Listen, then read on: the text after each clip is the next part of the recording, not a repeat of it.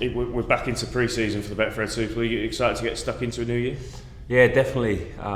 It's come around quick, but definitely looking forward to this next 4 or 5 weeks with getting into it with the boys and working on what we can do better going into the season.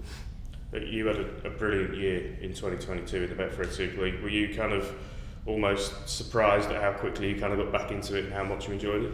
Yeah, it was the whole purpose of me coming over here was to find that passion and love for the game again, and luckily I found the right team that suited to the way I play and the right coach in Rolsey.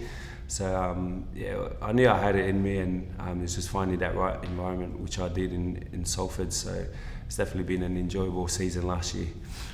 Salford as a club is getting a bit of a reputation for players to come over and find their love and start enjoying the game again and find their best rugby. What do you think it is about the club that enables players to do that? I think it's just I guess having a good coach and system around you helps, and also having the right boys around you, which I thought they've done well with recruiting, finding the right spine and the kind of style that we play. So that definitely helps. Your form last year obviously earned you that World Cup call-up. How was that experience with Samoa? Yeah, it's the best experience I've had in the World Cup, especially in the 3 World Cups I played in. So it's something that I always remember. Once my career is done, and always cherished forever.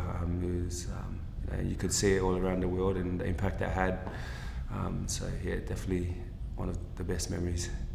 Do you feel like Salford, the style of football that they play, suits your game? Because obviously we saw you as part of that backline that was one of the great entertaining backlines in the league last year.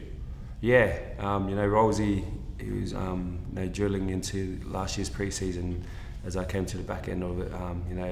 How he just wanted us boys to not feel like robots and play our style and feel comfortable, with what we bring, and we all brought something different, which when you get it together, you can see it out there transform on the field. So I'm definitely looking forward going into this year. For a team that just come together last year to do well, we're excited to go into this year.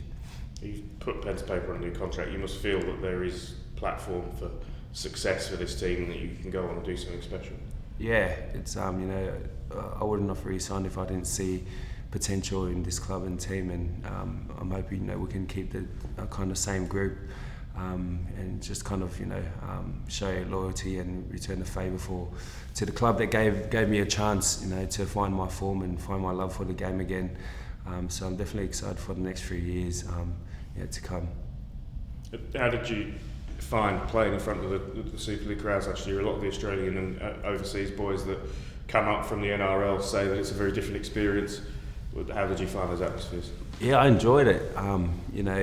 It's obviously not as many people that go, but it sounds like there's triple the amount of people in the crowds. The singing and chanting, and I love it. Especially some of those rivalry games. So, and the Salford fans, they come good towards the back end of the career, and we're hoping we can see them out, even more numbers out this year and all across the clubs, because it's definitely worth getting out there. And I'm all for it. What would a successful 2023 look like for you in Salford? I think it's just being able to help the team get to that that final stage and lifting that cup. I think that should be everyone's dream and goal, and that's definitely mine. So if we can go all the way, which I'm confident we do the hard work now and throughout the year, we can definitely get that done. Well, best of luck this season. Cheers, mate. Nice one.